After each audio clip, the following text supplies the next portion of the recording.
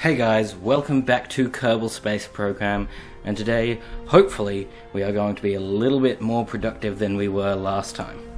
So we're going to jump back in here, and I think we're going to hope for the best. I think we are going to give up on our mission to get that solid rocket booster into space. I think it was probably never going to happen in the first place, and even if it was, probably not really part of our main objective, and probably doesn't help us get any closer to it. So instead, I think what we're going to do today is we're going to attempt to get one of these Stay Putnik probes to slingshot around the moon, and ideally land back on Kerbin, but that's not like necessary in the mission. It's just kind of what we're hoping for. Parachutes will be very important. We're going to have very little control over this craft in its ascent phase, so yeah, it could be a bit of a problem, but we will try this anyway. And I've tried to engage SAS again, even though I know it has none on it. So yeah, there's really nothing I can do for this, and it's already just going really out of control. Just like unbelievably out of control.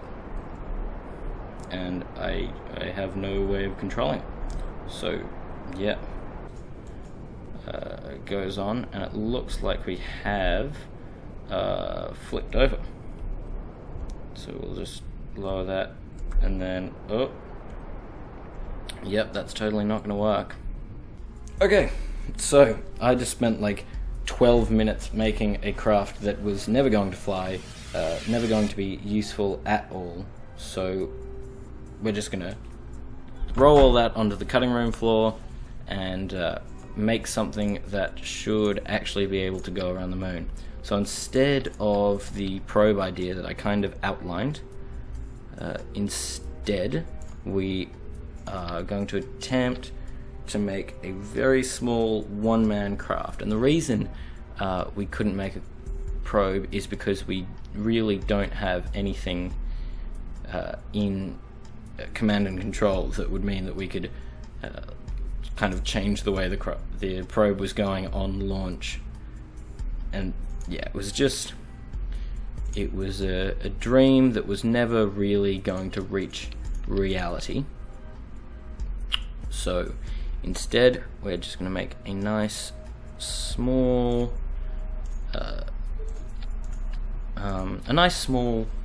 conventional rocket with a man in it, who's going to go around the moon and then come back very successfully without so much as a care in the world.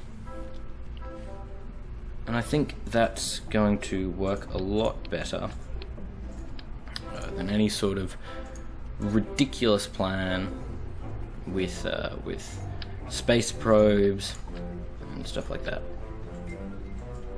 And we will put a nice little one of these swivel engines on, and that should be really everything we need in terms of that top portion, except for a parachute. The parachute is something I always seem to forget. So I was playing around with these little drogue chutes, and they're actually super useful. I don't think I'm going to put one on this craft, but yeah, the problem I was talking about in the last episode about how you can never really tell how long you should wait until opening your parachute. That's really, that's I think that's fixed by using the drogue chutes, and so I've started using them as often as I can. How many parts do we have left? Maybe we should just go with one of these nice big solid boosters on the bottom. No, we shouldn't, because it's just a tiny bit overweight, so I think we'll get rid of that. and then that solid stage will kind of power it, hopefully, up into orbit. And I think this is probably one of the easiest ways I've found of putting something into a semi-stable orbit. And by separating the fuel up, I found that doing it sort of 1, 2, 3 means that you get the best ratio of fuel to engine. So that's kind of what I've done there. We've got about a ton left that we can use. There's not much I want to put in that ton that isn't as much science stuff, as many science utilities as possible. So we will swap this to 4, but make sure that it doesn't cover the door, because we are of course going to try to be taking Jebediah out into the vacuum of space, so we can get a bit more science doing that as well. And that's going to give us still quite a bit of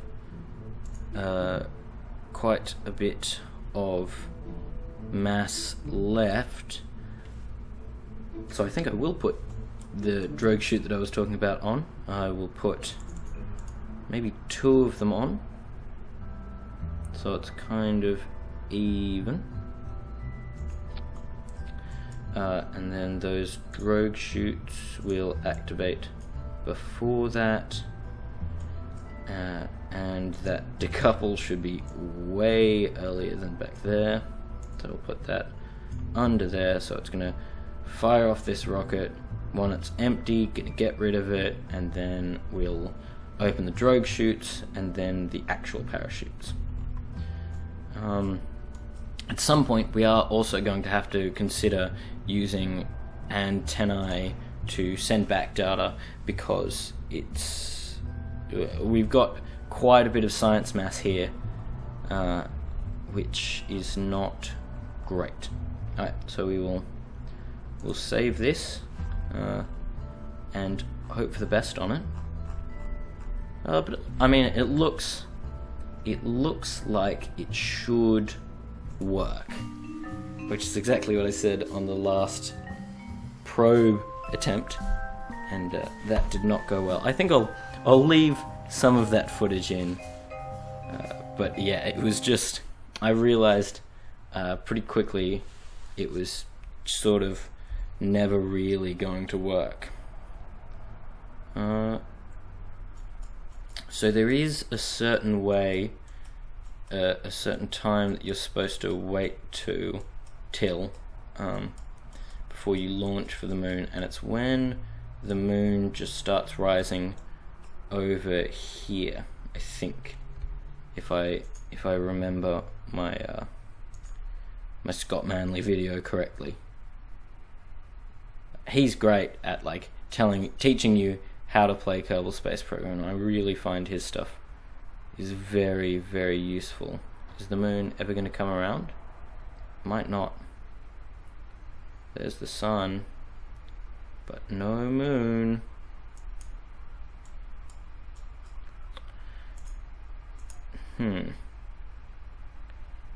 This is, thank you for being as difficult as possible, game, in terms of finding the moon, which really shouldn't be all that difficult of a task, but for some reason it is.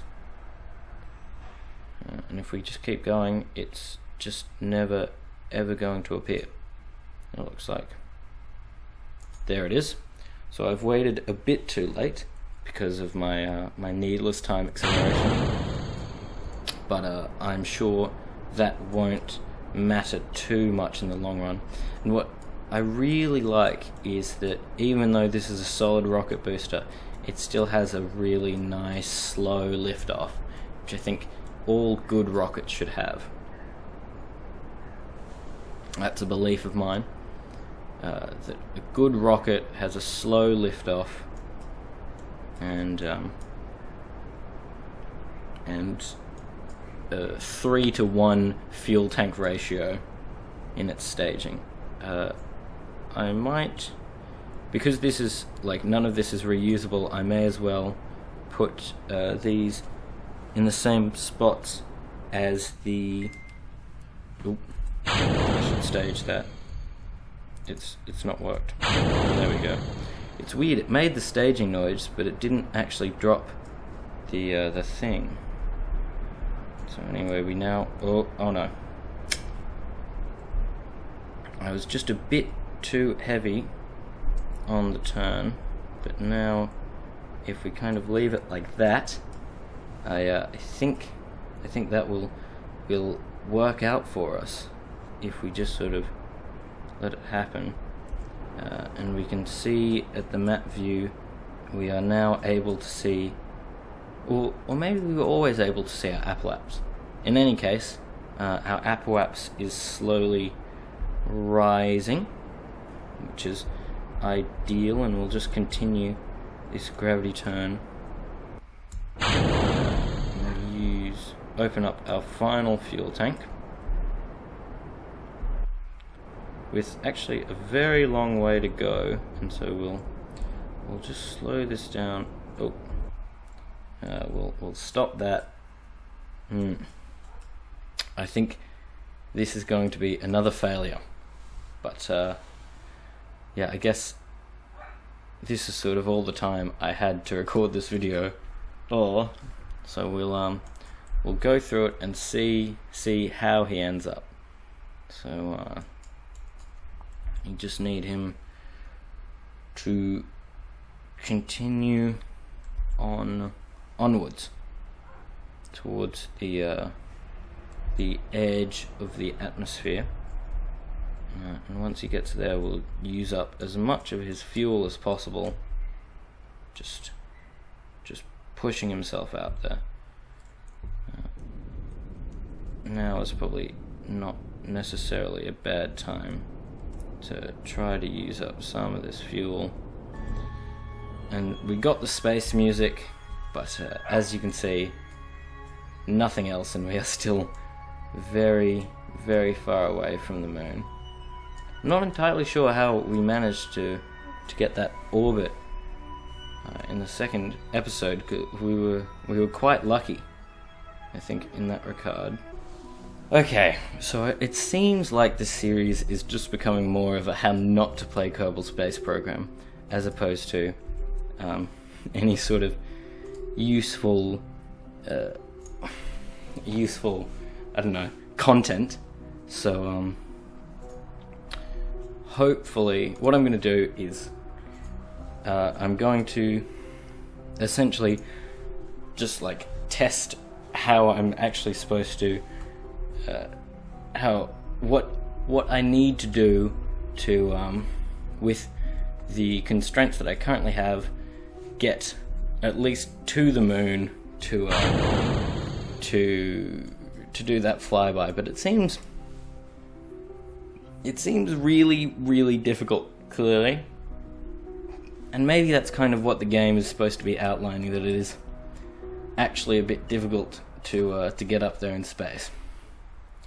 So, yeah, I think regrettably we're just going to be, again, dropping back down to the Earth. And I'll tell him to point retrograde, so I don't even have to do it. And are we even going to hit a new biome? I don't think we are. I think we'll land somewhere in the water. So, not even worthwhile for that. It's all just been a bit of a disappointment, and we'll accelerate down to the actual atmosphere. Maybe get a few scientific reports from inside the atmosphere to get a bit more. And have we gotten the crew report in space? Yes, we have. So we will recycle that one. Oh, he's in the atmosphere. Once again, forgotten to get Jebediah out. We'll EVA him, and we'll get him to do an EVA report. we'll keep it, and then we will board as quickly as possible. Oh, very much a clutch encounter, making sure he got in. I was just terrified the fire and the air was going to come and just rip him away from the craft, and Jebediah would be long dead. And I think at this point I've probably invested too much to restart again, and as a result, we just have to accept him as a casualty of our endeavour to learn more about space. And in fact, this science is even worse than the science we could have gotten had we been a bit more intelligent. So now we're just going to have to stick with getting 2 science. I think this dark blue is the upper atmosphere, so when we get to the when we get to the lighter blue, we'll try again for this second one, and that's going to yield even less, which is, I think, just showing how poorly we've done here. I mean, it's almost saddening how because Jebediah, he's trained all of his life to be an astronaut, and it looks like he's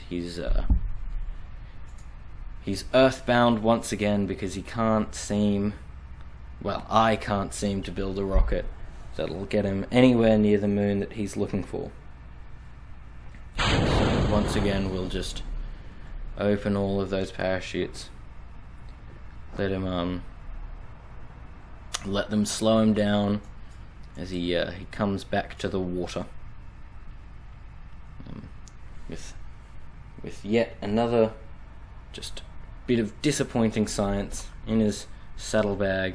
And we did try this, and it was just worthless science. So we'll reset it there and speed this up to go to the ground as quickly as possible. Yeah, I realized that none of these parachutes are open. I feel like when you use these 4 time accelerations instead of the big long one, it has a really high chance of, like, when these parachutes open, just ripping the entire craft apart and just destroying it. So I try to not have them open whilst that's happening, but now that they are open, I think we're pretty safe to just let him drift down in the 4 times time acceleration, getting ready to hit the ground. It looks like there's even a little bit of wobble in the craft from weird physics. The weird physics of KSP just being weird. So yeah, I am going to have to go back to the drawing board, look at some other people's videos about how they actually managed to do it, and then once we get that done, we will finish that mission to go around, enter the sphere of influence of the moon. I think that'll be good. But the other way to look at this is that it's not been completely useless, because we have managed to get all of the science that is in that science. Is that the Science Junior? Yeah, it is the Science Junior. All the science that is in that Science Junior, and it looks like this mystery goo is the heaviest. And we've got a whole nother 4 of science from that. We're going to EVA, try to do an EVA report whilst over Kerbin's waters, which is great. And if we let go, we can we do samples? We might be able to do samples. We are unable to do samples. Okay. I can F to climb if I get in the right spot, or I can F to drown, it looks like, as well. So those are my 2 choices, really. And he might not be able to get back onto the craft, so I'm just going to recover him by himself, get his little bit of science, from space that he was briefly in, but more importantly that little bit of salt water that he collected that will no doubt help our geologists and botanists and things like that learn more about the planet that they live on. Where is the other craft? We will have to go to this is the tracking station. We'll have to go to the tracking station and use our long-range satellites. I think it might be worthwhile to do some of these missions as well. Use our long-range satellites to recover this vessel, which is going to give us 43 signs, which is very much worth it. Worth the short trip, I think. And we've only lost a tiny amount of fundage from that fairly useless endeavour. And oh, what's happened there? The game's it's wigging out on me. There we go.